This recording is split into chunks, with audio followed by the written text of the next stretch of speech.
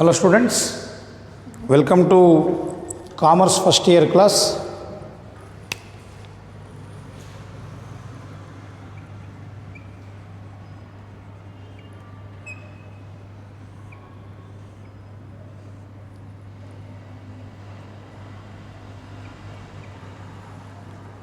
In our previous classes, we have discussed about three forms of business organizations. The first one was sole proprietorship, in which only one man was the owner. He was managing all the activities. Okay, so that's over. Then we have discussed about joint Hindu family business, where three male generations were living together. The seniormost male member was the Karta. He used to act as the manager of the business. He is having the supreme authority. Then we have discussed its features, merits and demerits. Then we have discussed about cooperative societies, in which some group of members used to associate together. They used to form a society. Then buying and selling of goods is done with service motive, not for profit motive. Remember, prior sole proprietorship or joint Hindu family were profit oriented. Profit कमाने के लिए वो लोग business करते थे. But cooperative society is not aiming at profit. It is aiming at service of members. In what way it is providing the service? In what way it is giving the benefit to the members? By eliminating the middlemen, like directly purchasing goods from the manufacturer and selling to the members, or directly purchasing from the distributor. By avoiding the wholesalers and retailers, we are able to sell a product at the cheaper rate. Clear? That's how it was giving goods to its members at reduced cost, so saving the money and helping the lower middle class people and economically backward people by providing goods and services at cheaper rate. So that was done at service motive.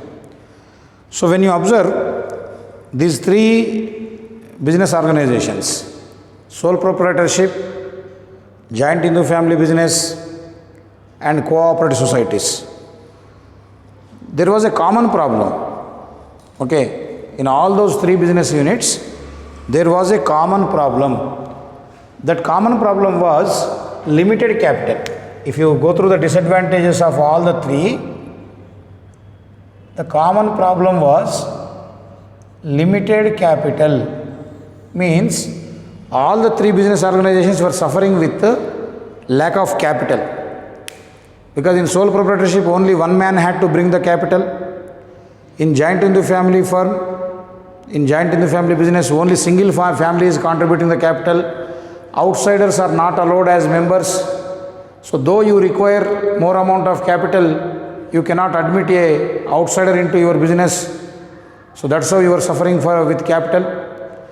In cooperative society, in the previous class I told you that only economically backward people and lower middle class people will become the members of cooperative society, and there is no incentive. That means there is no sharing of profit in cooperative society. So naturally people do not contribute much capital. So these three business organizations, sole proprietorship, joint Hindu family business and cooperative societies, were struggling for capital. Means उन लोगों के पास business करने के लिए बहुत कम पैसे होते थे.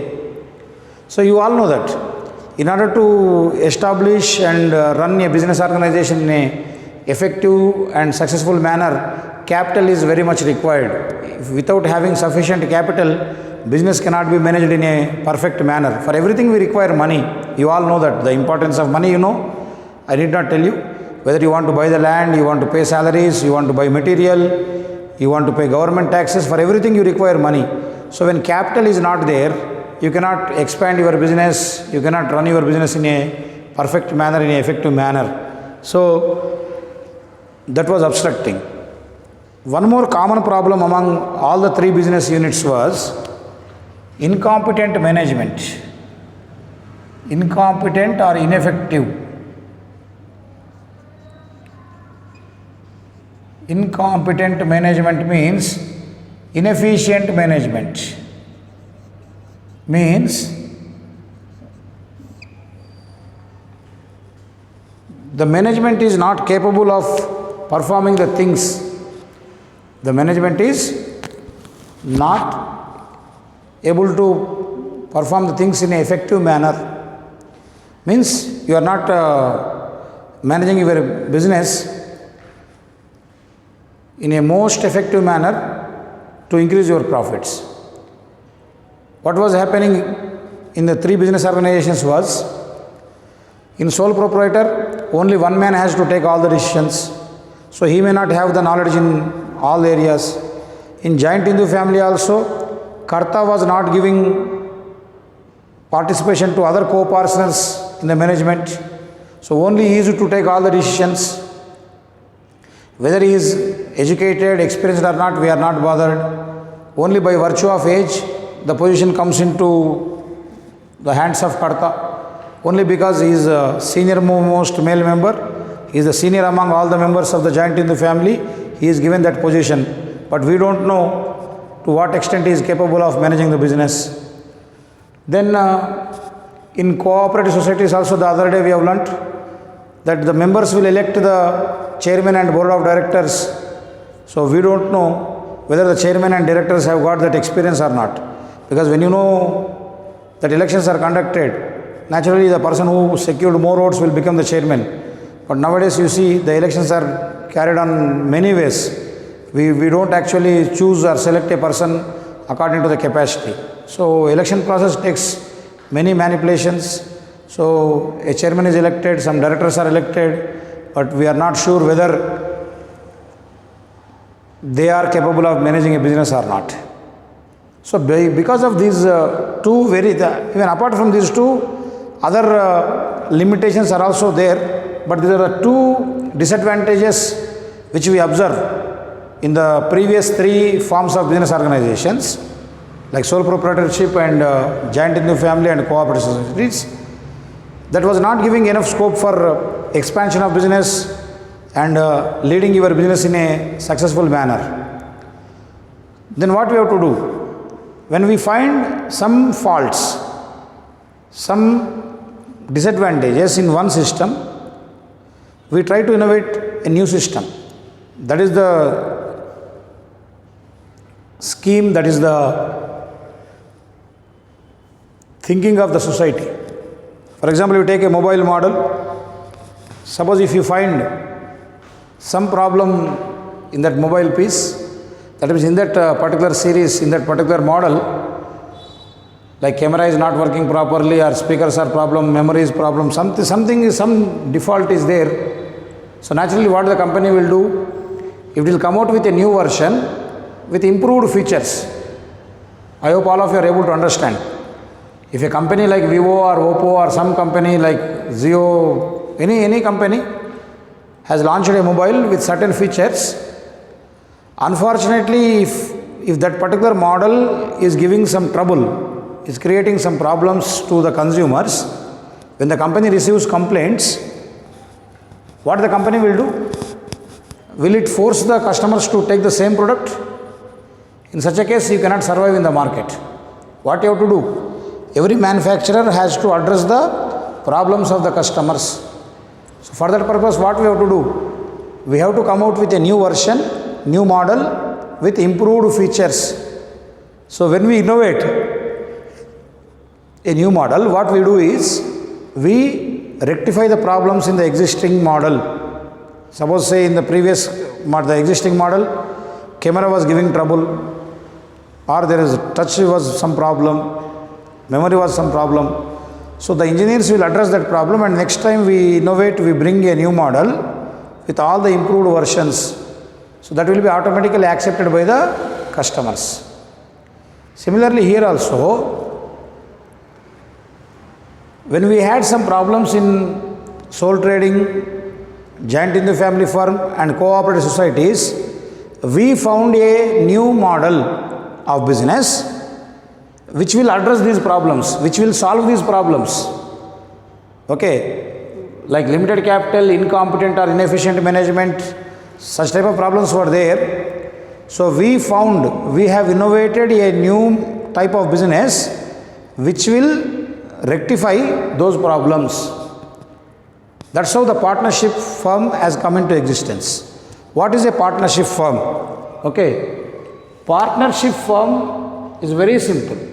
It is association of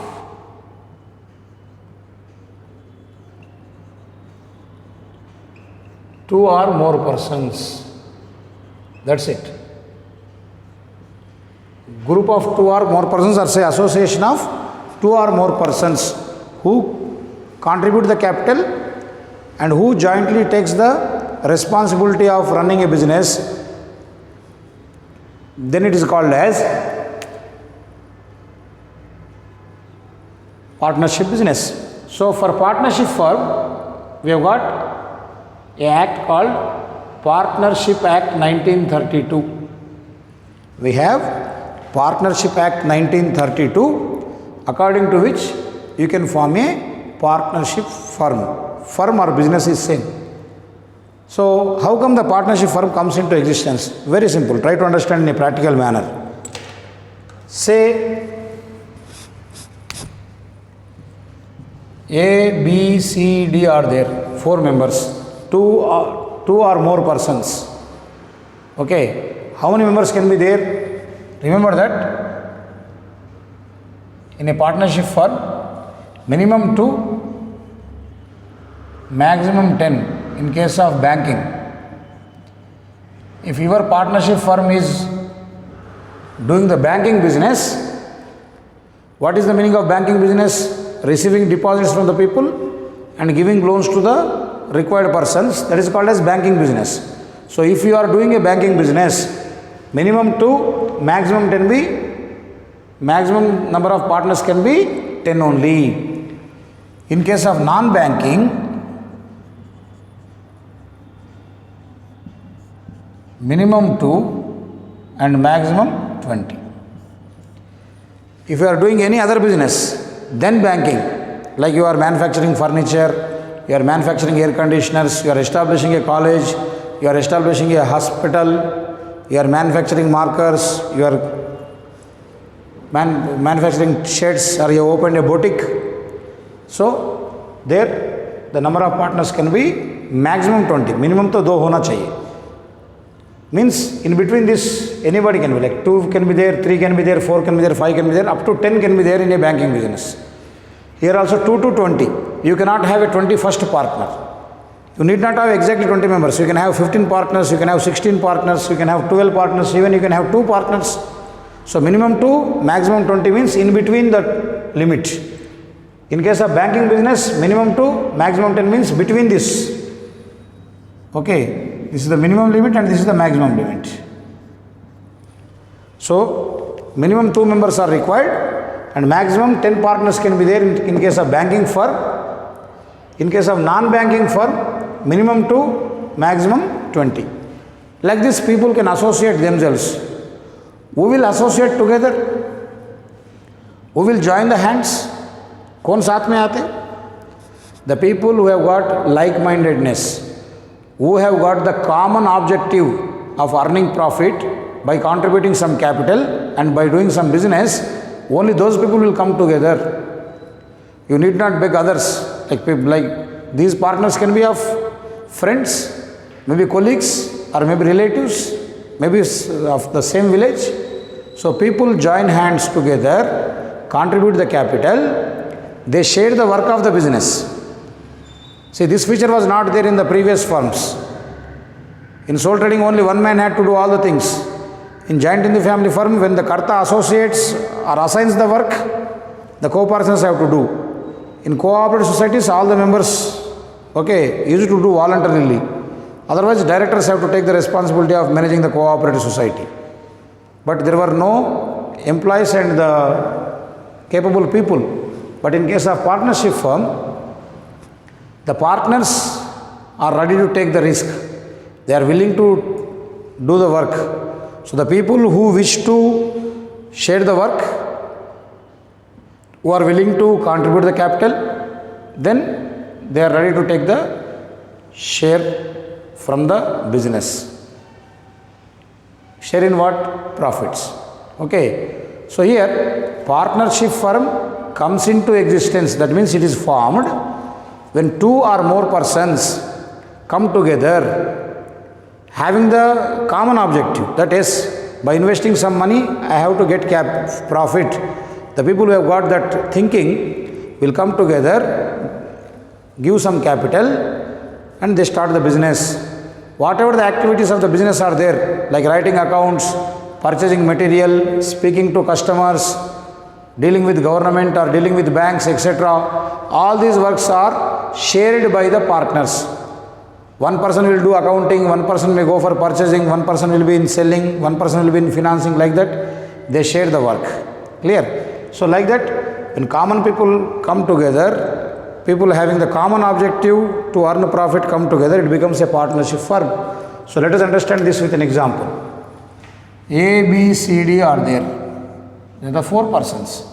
Say A contributed 2 lakhs, B contributed 1 lakh, C contributed 3 lakhs, and D contributed 4 lakhs.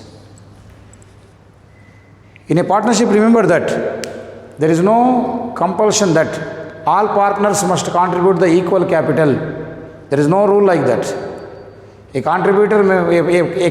partner may contribute less amount of capital, another partner may contribute more amount of capital. Here you can see. Mr. A is contributing only 2 lakhs, B is contributing only 1 lakh, whether C is contributing 3 lakhs, D is contributing 4 lakhs. Now what happens? The partner who is contributing more amount of capital will get more profit as share. The partner who is contributing less amount of capital will get less share in profit. Very simple. So the share in profits in a partnership firm is directly proportionate to the capital contributed by the partner. अगर आप ज़्यादा capital invest करें आपको ज़्यादा profit मिलेगा, कम capital investment करें तो कम profit मिलेगा. Clear? So 2 lakhs, 1 lakh, 3 lakhs and 4 lakhs. Now what is the total capital here? 2 plus 1, 3, 3, 6, 4, 10. So total capital is 10 lakhs. 10 lakhs capital is invested. Clear? So they have contributed the capital, means what they will do? They will purchase some land, they will purchase some furniture, they will purchase material. So a shop is opened, or a hotel is opened, a medical shop is opened. So they carry out the activities. Okay. So after continuation of business for 1 year, they will get the profits. So those profits will be shared among A, B, C, D as per the ratio of their capitals. So you may be having a doubt, how do they share profits, how the profit is calculated, all this problematic type, practical type of knowledge you will learn in your second year. In second year of accountancy, you have got separate topic called partnership accounts. So there you will learn how the profits will be distributed among the partners and how we calculate the profits, etc. So in first year, we are confined only to theory. What is a partnership business? How it comes into existence? What are its features, merits and demerits? That's all we have to learn here. So here A, B, C, D have contributed to the capital. Say for example, they have named it as some X enterprises. X enterprises. The name of the business is X enterprises, in which A, B, C, D are the partners. Clear? Now we say A, B, C, D are the partners. A, B, C, D as the partners. X enterprise is called as firm. X enterprise is called as the firm. Or we can say Sri Medhavi Junior College. Partners A, B, C, D. Okay, whoever is there. So some partners come together and they name some firm. Sri Medhavi Junior College, X Junior College, or some X Limited, ABK Showroom, XYZ Medical Hall, A to Z Bakers, okay, Big Bazaar, like that. They can name anything according to their wish. So they are the partners. All the partners are the owners, because every partner has contributed the capital.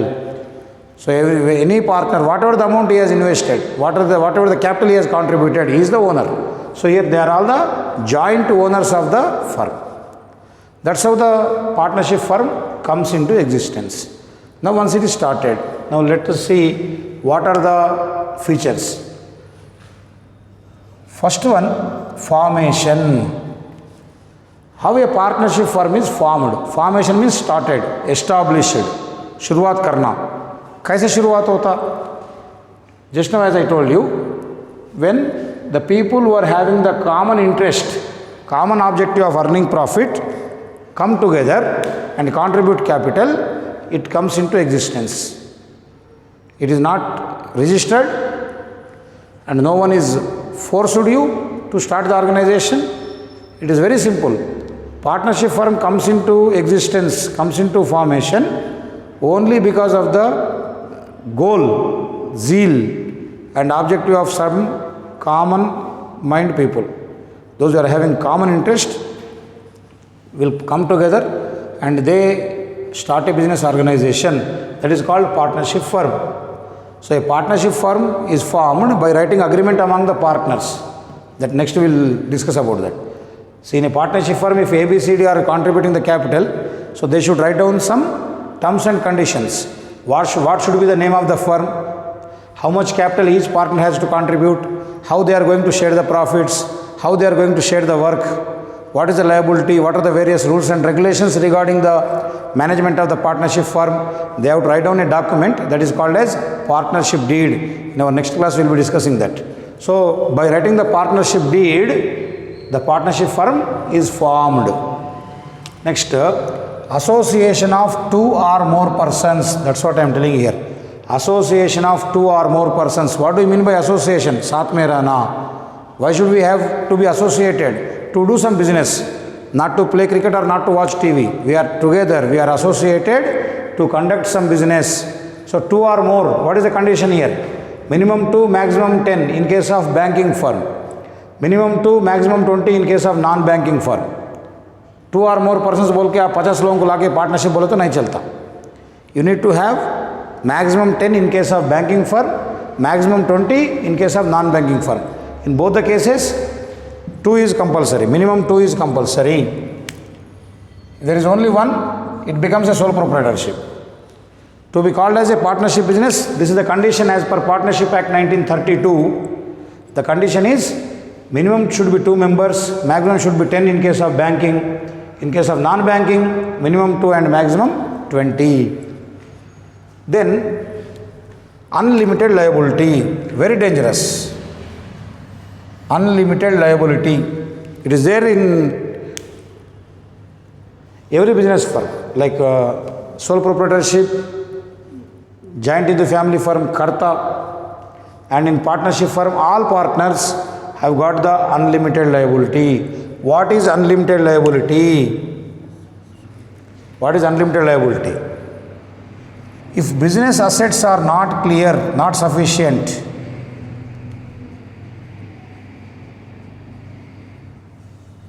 if business assets are or business property is not sufficient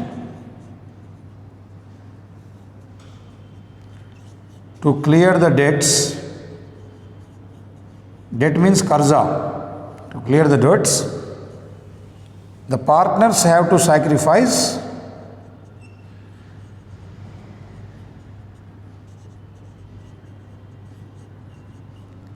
their private property. This is the meaning of unlimited liability. Suppose Mr. A has contributed 2 lakhs more. We have started the business with a capital of 10 lakhs. After 5 or 6 years, or maybe after 10 years, the firm has incurred heavy losses. We are unable to get the profits. Now we have borrowed some money from bank. Unfortunately, we are not able to clear the loans. Then though your business property is sold off, you are not able to clear the bank loan. So what happens? Whatever the capital you have contributed, that will go 2 lakhs plus all the partners have to sell off their private properties, whatever they have. They may be having some own land, maybe jewelry, maybe household furniture. That also they have to sell to clear the loans taken for the management of this business. For X enterprises, say they might have borrowed some 20 lakhs from Andhra Bank as loan. Now they have sold off the business property. Whatever we had, furniture, computers, machinery, everything we sold off. But we are not able to clear that 20 lakhs. So we got only 10 lakhs from the business. Still we have to pay 10 lakhs.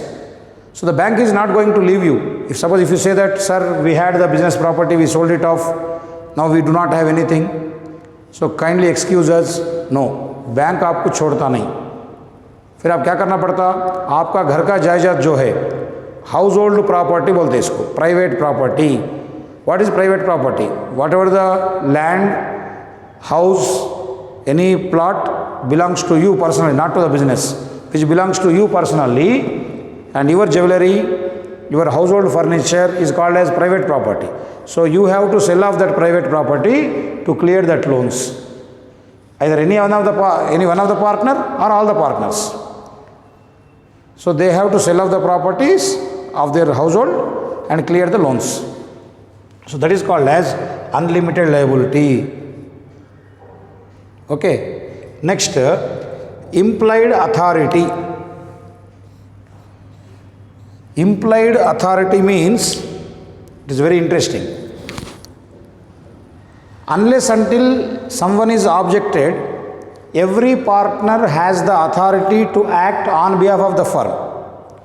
All the partners, say A, B, C, D, can act on behalf of the firm. That means they can go to market, can buy the material for the firm.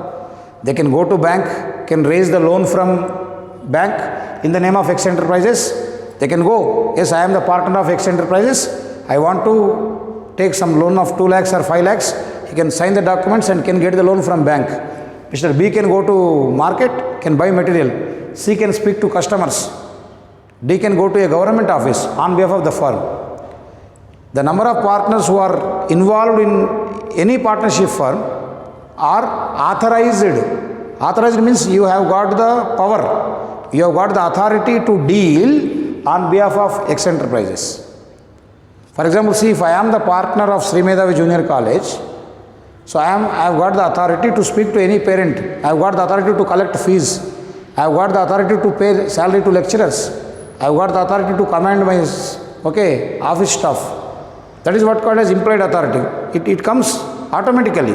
When you become the partner of any partnership firm, you need not have separate agreement. You need not have separate order whether you can do or not. So this you can continue unless you are objected by the other partners. For example, if A, B, C, D are partners are there, if you feel that C is incompetent and is not capable of, then A, B and D can restrain him from participating in the management.